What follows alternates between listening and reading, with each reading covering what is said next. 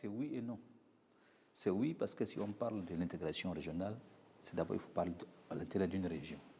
Il serait plus difficile, plus facile pour l'Afrique de faire du commerce entre les régions africaines que de faire en dehors de ça. Ça, c'est l'aspect commerce. Mais maintenant, il y a aussi les aspects culturels, politiques et autres. Donc, les ACP en tant que groupe des 80 pays membres, en ajoutant les 27 de l'Union européenne, nous sommes peut-être la moitié même du monde en matière de nombre de pays. Donc, politiquement, ça joue un rôle.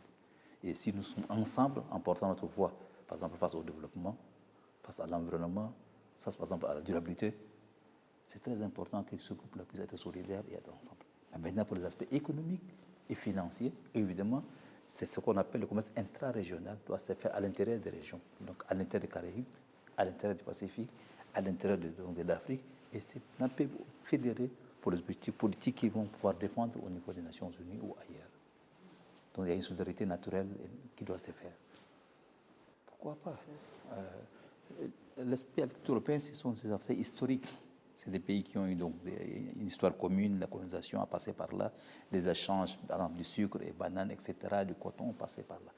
Maintenant que ces échanges, à partir du moment où l'OMC a fait en sorte qu'il n'y aura plus de barrières tarifaires et que donc les échanges sont libres, donc il n'y a pas seulement forcément que le commerce, en ces moments, ces pays qui ont eu une histoire commune pendant une quarantaine d'années pourraient, à travers le secrétariat général et à travers les organisations respectives, se maintenir en tant que groupe pour pouvoir donc défendre les intérêts communs face aux Nations Unies, face par exemple à l'ordre mondial établi, ainsi de suite.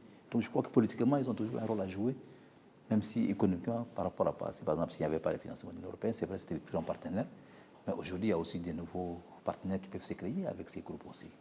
C'est très important. Par exemple, on parlait de la création d'une banque, par exemple, de ACP pour appuyer les PME et les PMI, parce que, bon, vous savez, les PME et les PMI n'ont jamais eu de financement, ainsi de suite. Ce sont des aspects qui peuvent se créer.